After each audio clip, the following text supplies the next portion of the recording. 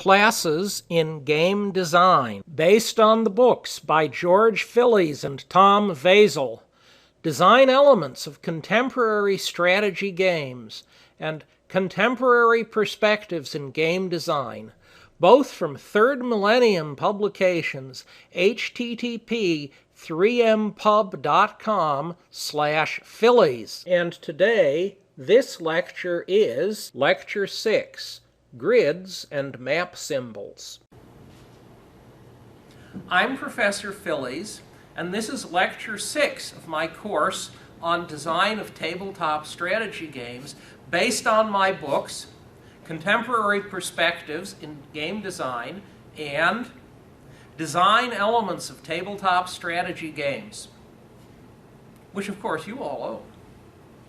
Having said that, what I am going to do today is talk about a few more patterns of play, and then I'm going to discuss maps and gridding. One of you asked last night, and the point is entirely well taken, what is exactly the boundary between a pattern of play and a physical type and a mechanism and a theme? And the answer is the boundaries are a bit fuzzy. Also, quite truthfully, this sort of distinction is quite novel. We make the distinction, but it's not something, if you go to other books, you're going to find spelled out very cleanly. And you can certainly find sources that mix patterns of play, racing games, and physical styles, board games, all together. So I'm going to discuss one more thing that is in a certain sense a pattern of play, and it is we are going to take a game and it is going to be totally dominated by the theme. So theme is almost everything. In the extreme case of this, you look at this and ask, okay, where is the game here? And there may not be very much. And sometimes we salvage a project by having massive amounts of theme and hope we break even on the project before players notice the gameplay is a bit shallow. Bad habit, but it gets done. Okay, theme, pirates, can't be denied. Theme, westerns, except there are several different westerns out there. There are television westerns. You can find these in 1950s movies for the most part, 1950s TV shows. Then there are westerns like A Fistful of Dollars, where the level of violence goes through the ceiling. That's slightly different than 50s television westerns. There are also a modest number of realistic westerns. When my father was younger than most of you, he worked as an usher in a motion picture theater, pushing people around and listening to the organist play the music as the film ran, since these were not talkies, they were silent motion pictures. And there was the exciting point at which one studio had gone to a small western town and found a real western sheriff who had actually been in a gunfight. These were quite uncommon, actually. And he was asked, so you drew as fast as possible? And the guy answered, no.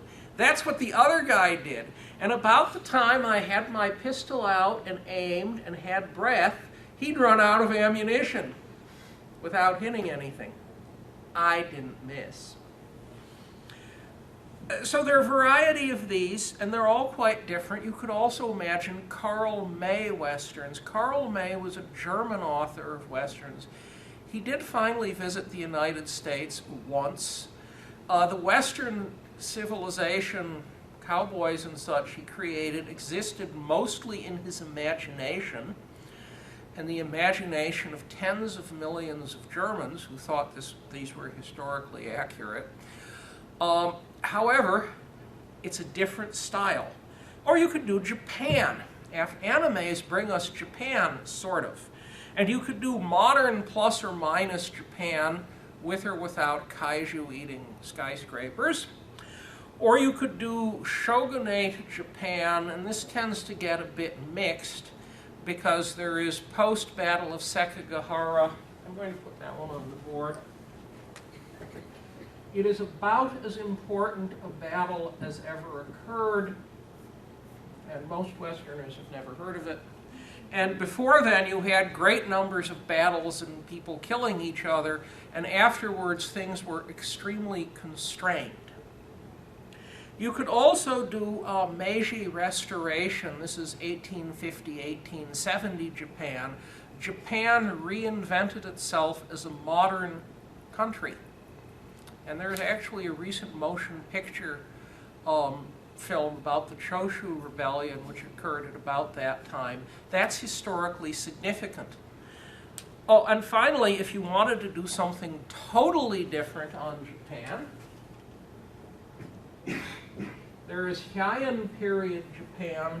That's the period described in The Shining Prince, the book by Shikubu Murasaki, which is a great Japanese classic. No violence whatsoever. Very, very different from most places you would hear of.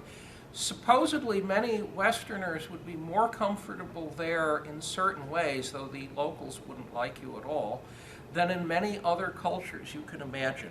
Very different. Oh, there's Civil War. You can go down the list of detective novels, detective films, with or without huge amounts of violence. Once upon a time, there was an otherwise indistinguished television show, and in the first episode, the heroes, I use the word broadly, managed to kill more people than were actually killed by the large city police force, the overlapping county police force, the state police of the local state, in several years.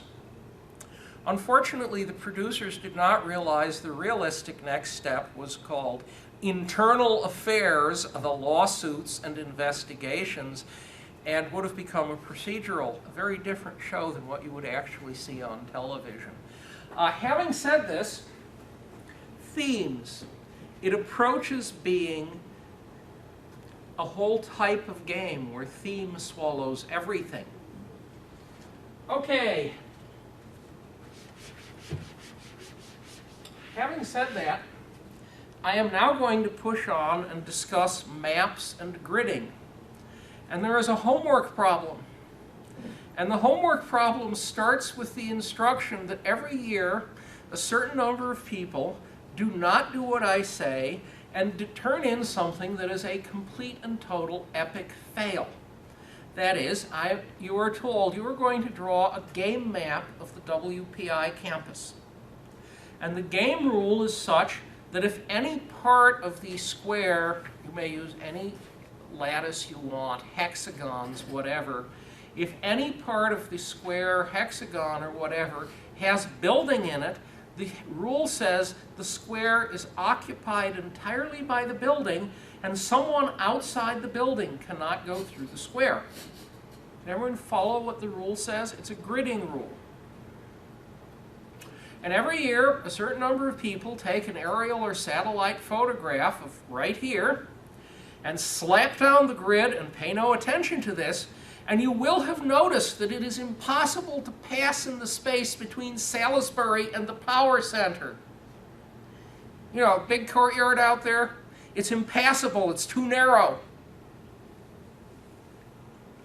So let us consider grids and gridding and putting things onto grids.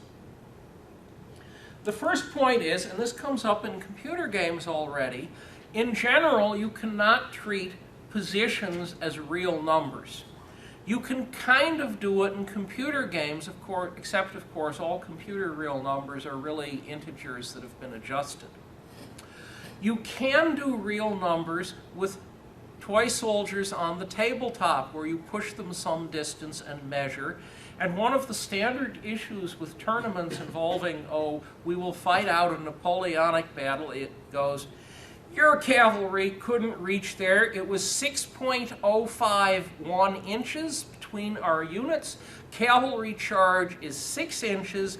Your cavalry unit did not quite make the charge and is going to get at point blank range volley fire from all of my infantry. And of course, the other side maintains it was really 5.992 inches, and the cavalry closed before the fire was taken. You notice there's a problem here with continuous variables. The way most sensible board games get around this is what you saw when you were putting down buildings or plantations or quarries in Puerto Rico.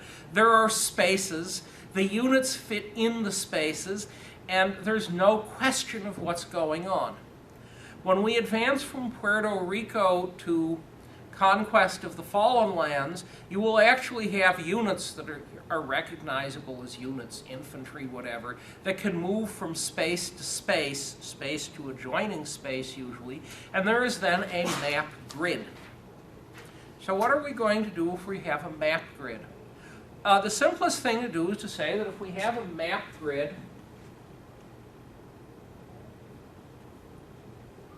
yes, that grid, what does the map grid do? It splits some geographic or ideational or something area into parts. Now, the parts might not be geography. In at least one game, the competitors are attempting to generate what turned into the Christian Nicene Creed, and the control areas are theological doctrines that are being elevated towards final truth. It's a little different. The game is called Credo. It's a little different from most games you have seen otherwise. Nonetheless, you have areas and things that can move between areas, and the simplest answer if you're going to split things into areas is seen in chess or checkers. We split the area into squares, and the units sit someplace inside the square. It is understood that a unit is in one square at a time. A standard movement rule is that you move from square to adjacent square. Do not tell checkers extra large pieces. Do not tell chess knights about this. But you have squares, and therefore you have things that sit on the squares. An alternative to squares, which I will not draw very much because it's a little slow, but it's space filling. These, as you can see, are hexagons. And hexagons are space filling, and therefore instead of using squares, you can use hexes. Another choice, no one said all of your areas have to be the same shape. Now, did they? That's an octagon. That's going off that way, another octagon. Here's a third octagon. And these two octagons are butted up against a fourth octagon. You notice why octagons are a little less popular. And here's an extra space. It's square. Oh, another covering thing. Equilateral triangles. Of course, equilateral triangles stack together, but only if they all don't point the same way. And I have now sort of hit the regular geometric patterns that people have historically used. But there's a trick. Each of these geometric shapes has what is called a dual. That's actually a formal math term. You get the dual by connecting all of the centers.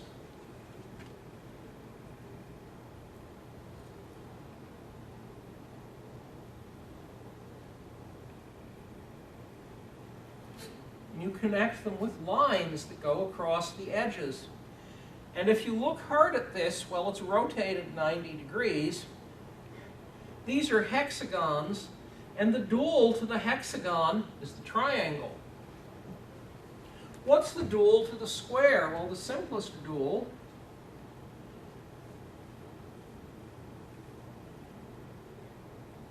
is what I've just shown you.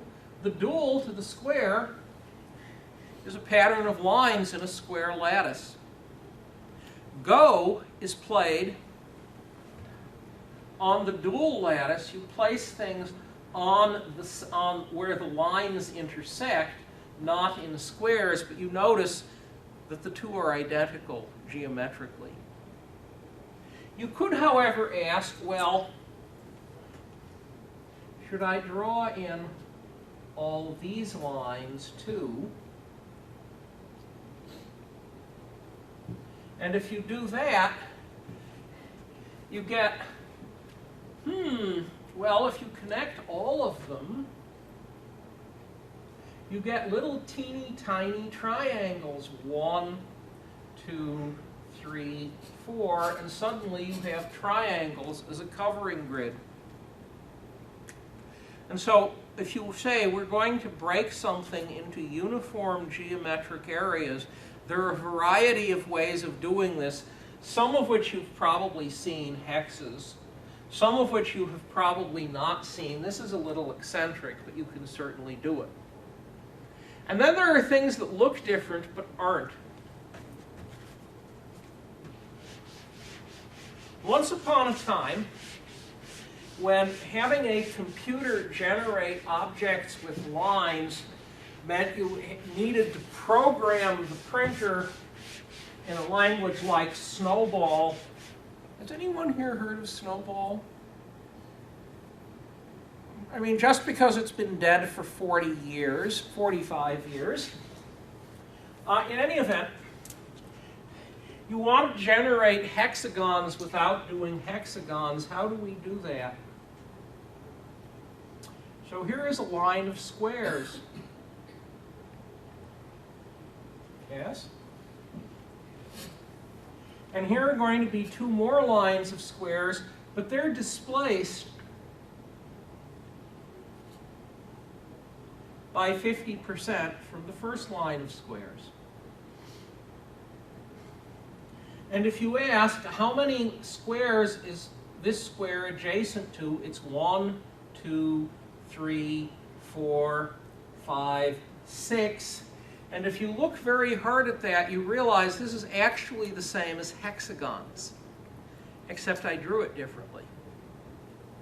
So these are all regular grids that you can use. And yes, it's kind of obvious that there's this grid, and there's that grid, and there's the other grid, but sometimes people don't notice how many grids there are and how many alternatives there are to grids, such as the lines.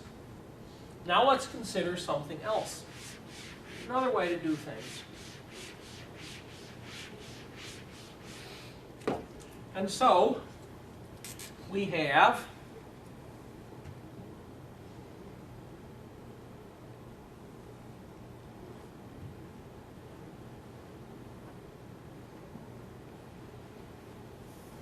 and these are areas. And what I have done is to go in and to partition land into areas on a map. Have you seen this? Yeah, look at a map of the United States with the states showing. We divide the land into areas. Some of these shapes are a little more regular than others. Michigan and Rhode Island and Providence plantations are always particularly noteworthy if you actually look at the shape of the state carefully. We can divide land, so instead of grid, we have areas. Oh, and there is a dual to the area map. And the dual, in essence, says we have areas and they have major cities. Or maybe they don't have a major city. Maybe they just have farm fields. Or maybe they have a mountain range with pass. And we draw lines connecting. Maybe you don't want to do that. That might be inadvisable. We draw lines connecting the points. And suddenly, if you only look at the blue lines, you have points. And the points are places where you can put tokens, whichever token it is. And you have something that's very different from an area map in a sense, but it's really exactly the same. That is, you have allowed locations, say here. You have places you can move to from here, like here or here or here, or from here you could move to here or here or here. And you notice the lines and the areas are two different ways of representing the same things. Now, where might you see both of these in games? Well, yes? I was just wondering, in that scenario, would it be acceptable for one country to have more than one focal point? Sure. There are no limits like that. You're certainly allowed to do it. Well, this one is we divide something into areas. How many of you have seen the old game Diplomacy? Hands? Okay, those of you who have seen Diplomacy, oh, Risk. How many of you have seen Risk? Area map, right? Now, what could we do that's the alternative? Where would we find allowed locations linked by lines? Space Empires. Any space warfare game where you have warp points and jump from solar system to solar system, ignoring the things in between, is basically a line map. So those are different ways of gridding. I do not claim that's a complete list. And if you are thinking, well, I knew about squares, you probably did know about squares. The objective of what I was saying is let's look at this systematically so you see options, because options you don't know about or imagine yourself, you will never take advantage of. Are we good so far? Okay, now let us advance from map grids to what we do with the grids to put, terrain on them.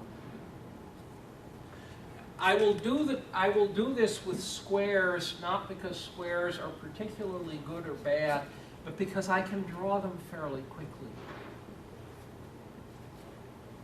If we were doing board war games, I would probably emphasize hexagons. Nonetheless, you have a square here, and you basically have three sorts of ways to represent a terrain feature. You can put a terrain feature in the center of the square. And if this were a large-scale map, that crisscross would represent, for example, a city. Maybe I should say 4 ways. Or you could have something that runs from square to square. There are the cross ties. And that is a standard mapping symbol for a railroad track. And so you have a feature that runs through from square to square, but it stays inside the square. You could also, this is actually fairly common in war games, it's done more with hexagons, say I will have a feature that runs along the edge.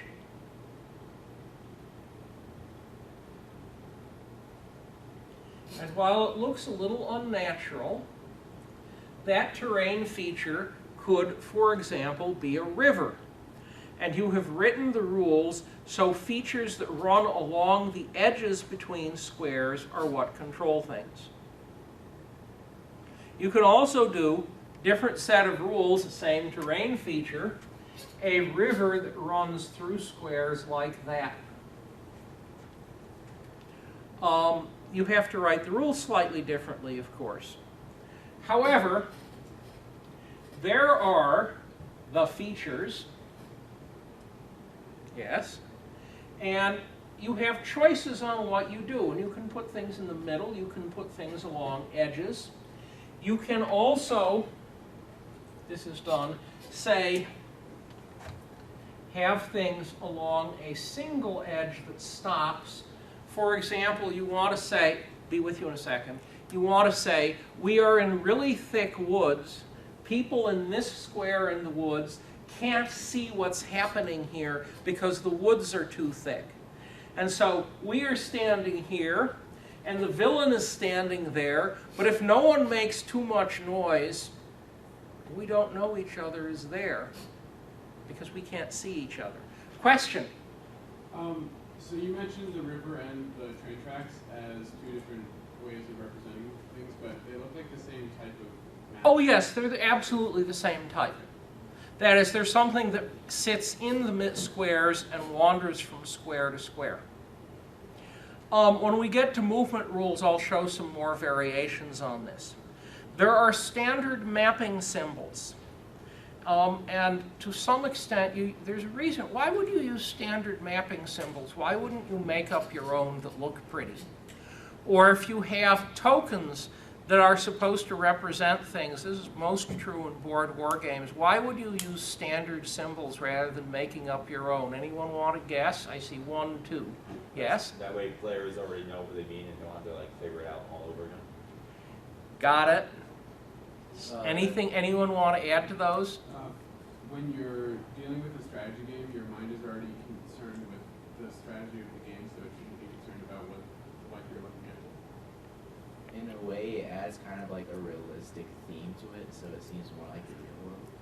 Oh yes, all 3 of those are true. If you use a whole new set of symbols for the tokens, people have to memorize the new set of symbols. And that's very distracting.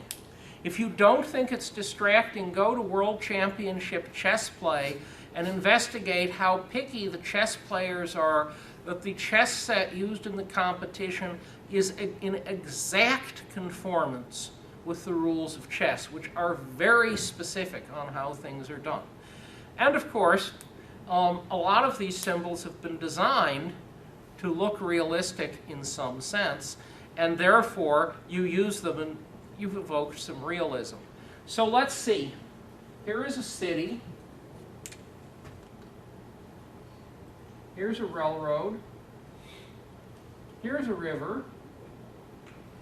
Here's another river under different rules. Here, usually in green or blue, but that's a marsh. Those are weeds climbing up, or cattails.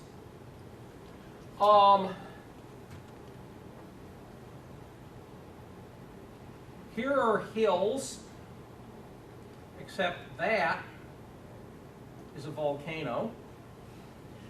Here are mountains. If you want to do a coastline, well, here is the coast.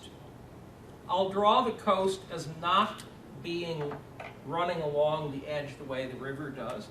And then what people will do on one side, the water side of the coast, is put little wave symbols in one way or another, so you can tell which side is water and which side is land. And now we will come, and I will draw a branch railroad.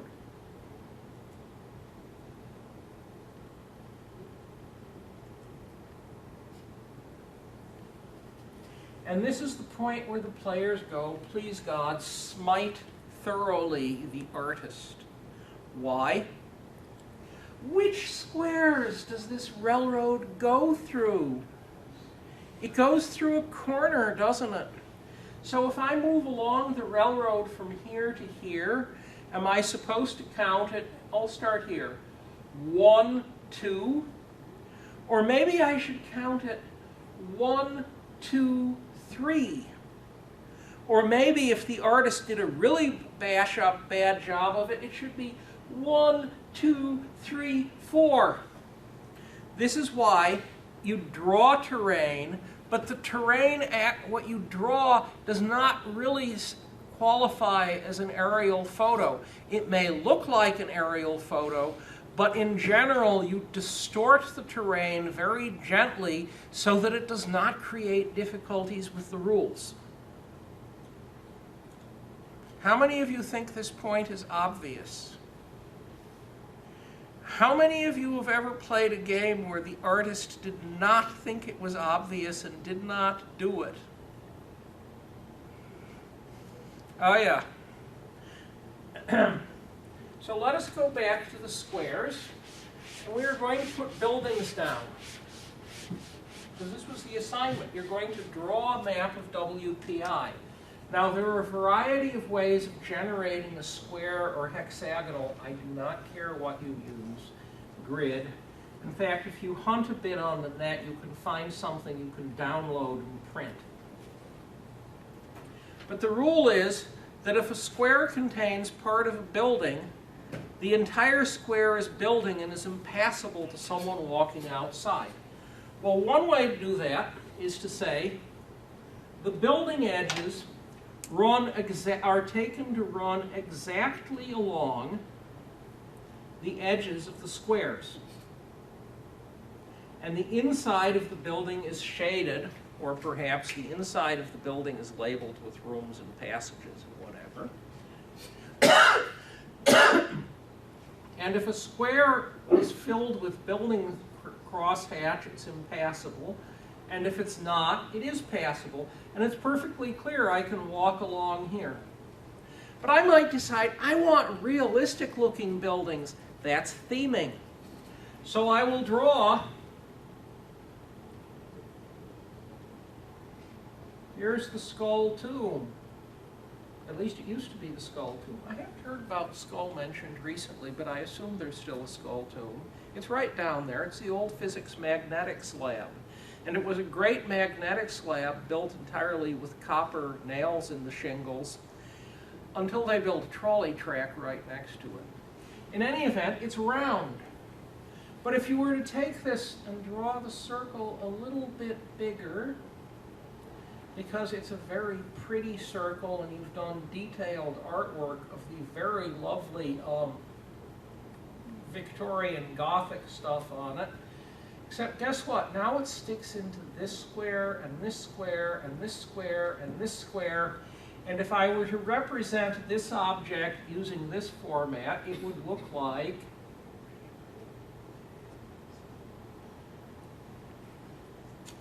that. Yes? And you notice, because I have been a little careless with the artwork, unfortunate things happen.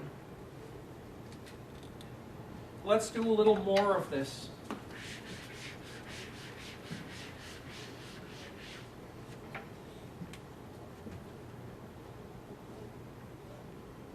These are quite large squares.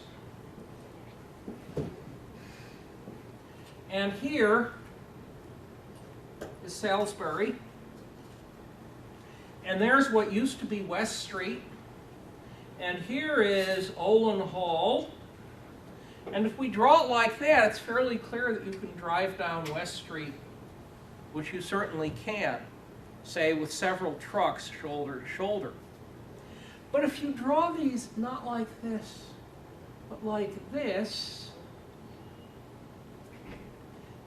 actually I don't have to draw this one any bigger at all. I'm going to draw it where it actually lies on the ground, which is a little closer to Salisbury. And because I drew Olin as being very slightly closer to Salisbury, if this is Salisbury, the small building, and this is Olin, also the same small size, but I put the distance down as if it were an aerial photograph, guess what? This is a building square, this is a building square, this is a building square, and that 100-foot wide space out there is somehow magically not wide enough for anyone to walk down. Okay? Question? You mentioned earlier you have grids with different size squares, so could you just divide that square into multiple squares? It is certainly correct that one way to deal with this problem, in part, is to say, I will use a different game scale, and then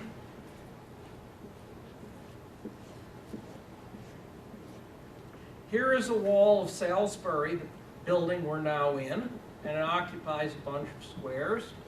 And here is a wall of Olin,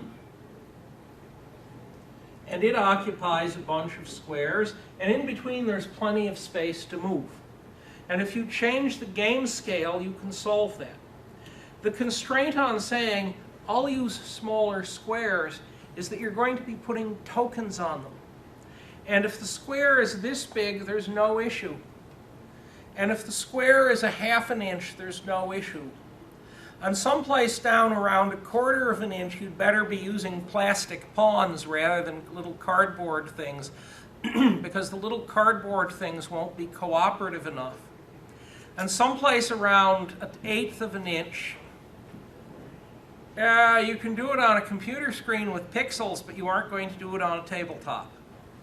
I was actually referring to like the thing with the octagons or the squares between the octagons. Oh, could you use something that cooperated? Yes, let's consider an alternative way to do this.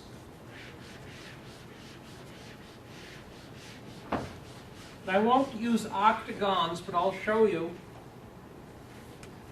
Here's Salisbury, sort of. Here's Olin Hall. And I will use red to draw in. It's an area map.